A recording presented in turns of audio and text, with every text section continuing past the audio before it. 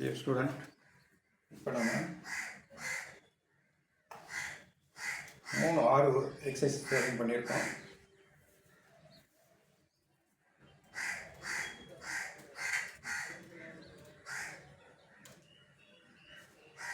இன்னைக்கு மற்ற எல்லா எக்ஸசைஸும் பண்ணுவோம்.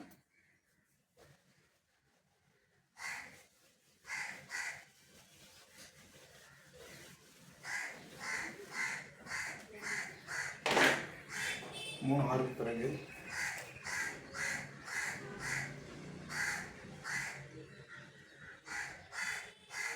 3-7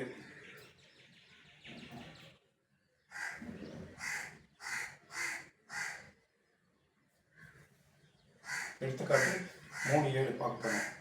அது என்னன்னா 100x 99y plus minus 98 z plus 10x plus 10y plus 10z minus x minus y plus z அப்படின்னு இருக்கு. இதெல்லாம் என்ன செய்யணும்?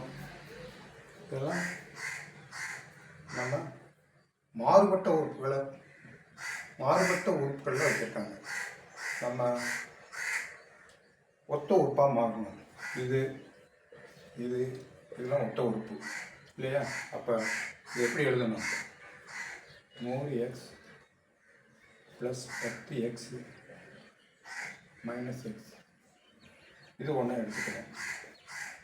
அடுத்து 99y 10y மைனஸ் y கவனிச்சுக்கலாமா? அடுத்து மைனஸ் 98 z 10z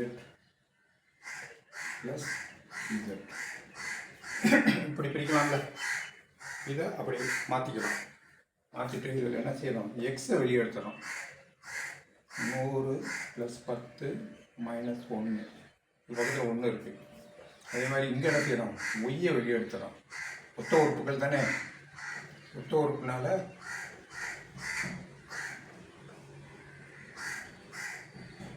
ப்ளஸ் போட்டு ப்ளஸ் இசட் எடுத்துடும். இங்கே என்ன எடுக்கிறோம்? இசட்டை வெளியே எடுத்துடுறோம். மைனஸ் 98 ப்ளஸ்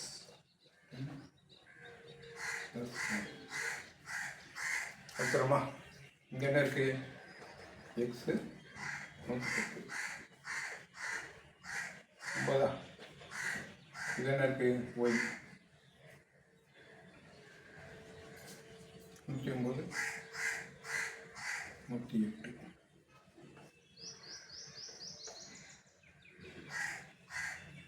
மைனஸ் 98 இருக்குது. 88 இது 101 கரெக்டா? 7 87 சரியா? மைனஸ் 87 இது எப்படி எழுதலாம்? 109x variable 108 y minus 87 z எழுதலாமா?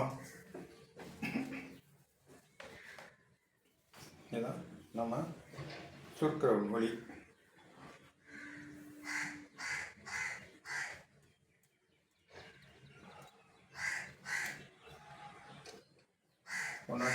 x 108y மைனஸ் 87 z இருக்கு. இப்போ எடுத்துக்காட்டு 3-8 இதெல்லாம் புரிஞ்சிச்சுல? புரியலன்னா ஒரு தடவை செஞ்சு பாருங்கள். நம்ம படித்தோம்ல, மனப்பாடம் பண்ண சொல்லியிருந்தேன்ல, அந்த மனப்பாடத்துலேருந்து எடுத்து பார்த்தீங்கன்னா உங்களுக்கு புரியும். அதில் ஒத்த மாறியெல்லாம் ஒரு பக்கமும் எடுக்கணும். அப்புறம் அதை எப்படி சுருக்கிறது? வெளியே எடுக்கணும். மாறியை மாத்திரம் வெளியே எடுத்துட்டு உள்ள நம்பரை வச்சு கூட்டணும். அப்படின்னு படிச்சிருக்கோம். அதே மாதிரி எடுத்துக்காட்டுல கூட்டுக எதை கூட்டம் 3x plus -4y plus z இதையும் கூட்டணும் 2x - z ப்ளஸ் 3y கூட்ட சொல்கிறாங்க. இது கூட்டுறது எப்படின்னா இப்போ பாருங்க கூட்டம் 2x ப்ளஸ் 3y என்னது ஒத்த வேரியபிள்ஸ் எல்லாம் மாறியெல்லாம் எடுத்துக்கிறோம். ஒத்த மாறி y xx இது -2 z வச்சுக்கிறோமா. இப்போ அதுக்கு கூட்டுங்க 5y -y ப்ளஸ் 0 இதுதான் ரிசல்ட். புரிஞ்சா? ஈஸியான மெத்தட் ஆயிடுச்சா?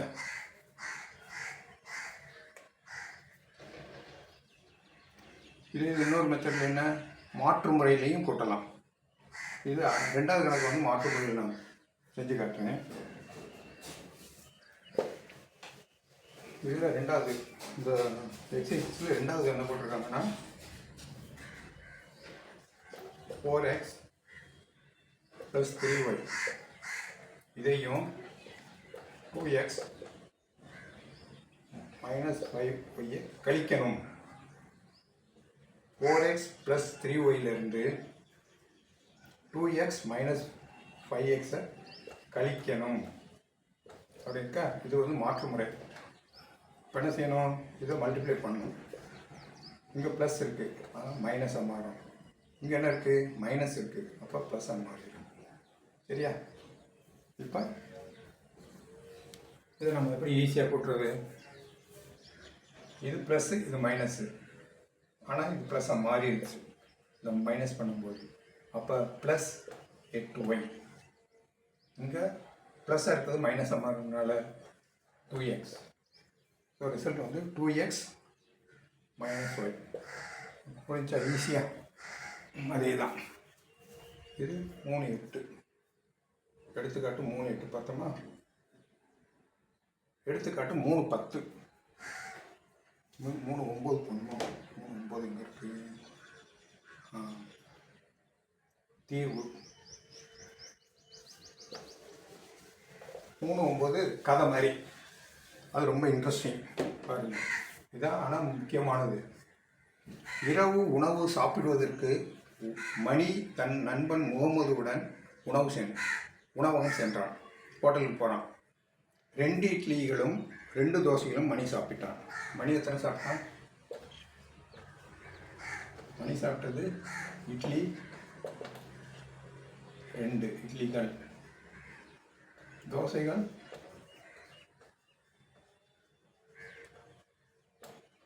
2 சாப்பிட்டானா.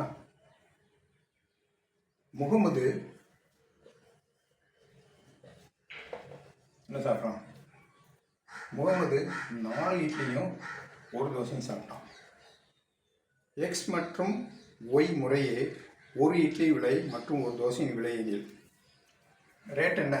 விலை என்னன்னா எக்ஸு ஒய். இட்லி விலை எக்ஸு, தோசை விலை என்ன போட்டிருக்காங்க? ஒய். எனில் அவர்கள் செலுத்த வேண்டிய பட்டியல் தொகை பில் அமௌண்ட் எவ்வளவு? அவங்க செலுத்த வேண்டிய பில் அமௌண்ட் எவ்வளவு? ஈஸியாக கண்டுபிடிச்சலாமா? இட்லி விலைன்னா இந்த எக்ஸ் இருக்குல்ல, எக்ஸால்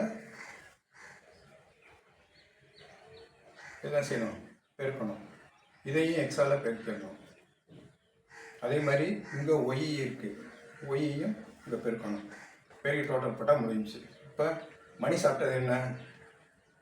மணி சாப்பிட்டது என்னென்னா 2 இட்லி 2x ப்ளஸ் 2y சாப்பிட்டானா மணி. முகமது என்ன சாப்பிட்டான்? முகமது 4 இட்லி சாப்பிட்டான். 4 இட்லி விலை 4x. ஒரு தோசை விலை ஒய். சரியா? இப்போ 2 பேரும் சாப்பிட்டது என்னன்னு கேட்குறாங்க. பில் அமௌண்ட், அதாவது பில் அமௌண்ட் எவ்வளோ, பில் மொத்தம் எவ்வளோ, பில் மொத்தம் எவ்வளோன்னு சொல்லும்போது என்ன செய்யணும், 2x + 2y. இது மணி சாப்பிட்டது. மூணு சாப்பிட்டது 4x + y. ரெண்டையும் கூட்டினா வந்துடுமா? இப்படியே கூட்டினா இது ரெண்டையும் திரும்ப 4x மாற்றிடுங்க. 4x அப்புறம் இந்த 2y + y இது மாற்றிட்டிங்கன்னா நம்ம கிடைக்கிற இது என்ன, 6x + 3y. இதான் என்னது, 3x + 6x + 3y தான் தீர்வு. இப்போ அடுத்த ஒரு கணக்கு புரியுதில்ல? அப்படி எழுதி வச்சுக்கணும். மணி இட்லி 2, தோசை 2, முகமது இட்லி 4, தோசை 1, விலை எக்ஸு ஒய். விலை வந்து தெரியாதனால XYன்னு வைக்கிறோம். இவங்களே சொல்லிட்டாங்க. அதனால் இப்போ இட்லி வந்து 2x தான் இட்லி விலை. 4 தோசைக்கு விலை என்ன, 4 இட்லிக்கு விலை 4x. தோசை 2 தோசைக்கு விலை 2y. 1 தோசைக்கு விலை ஒய். அப்படி போட்டால் என்ன வரும்னா இந்த டோட்டல் வருது. இந்த டோட்டல் இவ்வளோ ரூபாய்க்கு பில் கட்டினாங்க. இப்போ ஃபார் எக்ஸாம்பிள் இட்லி விலை 10 ரூபான்னு வச்சுக்கோங்க. 10 ரூபா, இது 10 ரூபான்னு வச்சுக்கோங்க. 60 இருந்தால் இது 30 ரூபான்னு வச்சுக்கோங்க. அப்போ என்ன ப்ளஸ் 90, பில் அமௌண்ட்டு 150 அப்படின்னு கற்பனை பண்ணிக்கோங்க. இட்லி விலை ஒரு இட்லி 10 ரூபா. அப்போ 6 இட்லி 60 ரூபா, தோசை 30 ரூபா, அப்போ 3 தோசைன்னா 90 ரூபா. இப்போ அதே இது இங்கே அப்ளை பண்ணுங்கள். இங்கே 20 ரூபா வந்துருதா, இங்கே 40 ரூபா வந்துருதா, 60 ரூபா வந்துருமா, டோட்டல் பார்த்தா அங்கே வந்துடுச்சு. அதே மாதிரி இங்கே 30 ரூபா, இங்கே 60 ரூபா வந்துடும், இங்கே ஒரு 30 ரூபா வந்துடும். டோட்டல் வந்து 90 ரூபா வந்துருதா, 150. அதுதான் எக்ஸுக்கு ஒரு அமௌண்ட்டு சப்ஸ்டியூட் பண்ணணும். நமக்கு தெரியாதனால அது பேர் மாறி. அந்த மாறிக்கு வந்து 10 ரூபா போட்டால் 60 ரூபா மாறும், 20 ரூபா போட்டால் 120 ரூபா மாறும், 30 ரூபாய் போட்டால் 90 ரூபாய் மாறும். அப்படி மாறிக்கிட்டே வரும். அதை நீங்கள் பார்த்துக்கணும். சரியா? இதே மாதிரி இன்னொரு கணக்கு.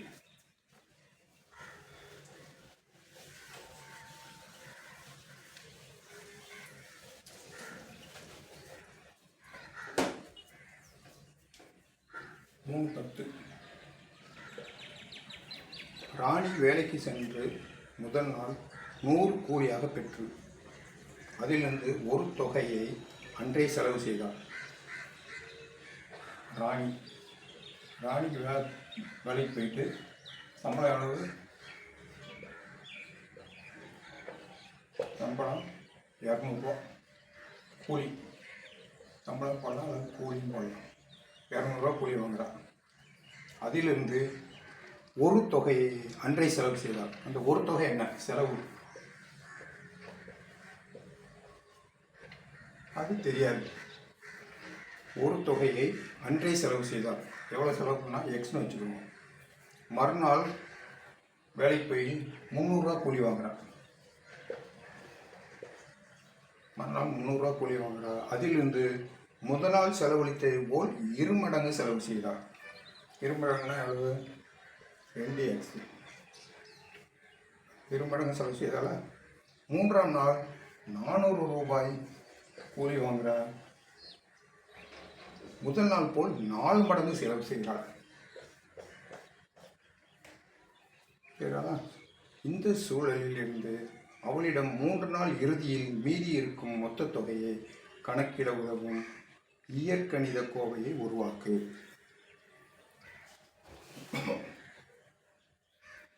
இப்போ என்ன செய்யணும், மீதி பணம் எவ்வளோன்னு கேட்குறாங்க. இங்கே மீதி பணம் எவ்வளோ இருக்கும், 200 - x. 200 சம்பாதிக்கிறா, எக்ஸு செலவு பண்ணிட்டா, மீதி இருக்கிறது எவ்வளோ இருக்கும்? இதுதான் மீதி தொகை. அதே மாதிரி இங்கே என்ன இருக்கும்? 300 மைனஸ் 2x இருக்கும். இங்கே 400 சம்பாதிச்சா 4 மடங்கு, இதோட 4 மடங்கு செலவு பண்ணனால என்ன வரும்?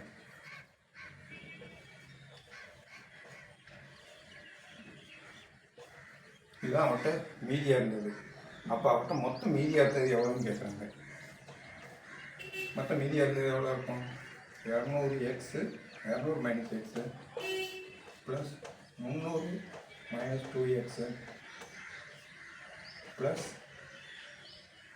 400 மைனஸ் 4x. இப்படி இருக்கா? இதில் 200 300 400 தனியாக எடுத்துடும். அதிலிருந்து என்ன கழிக்கிறோம்? X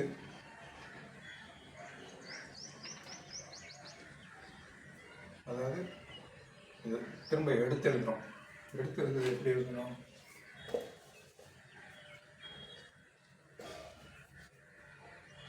minus x minus 2x minus 4x அப்படி எழுதுகிறோம்.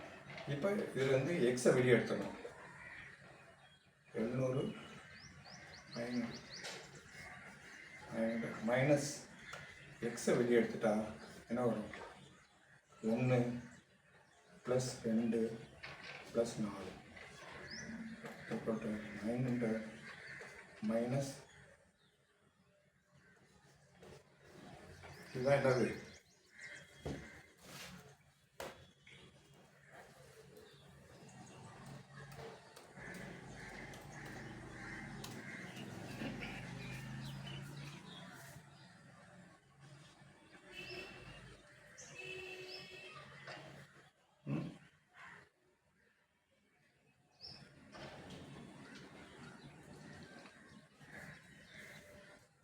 $900 மைனஸ் 7x.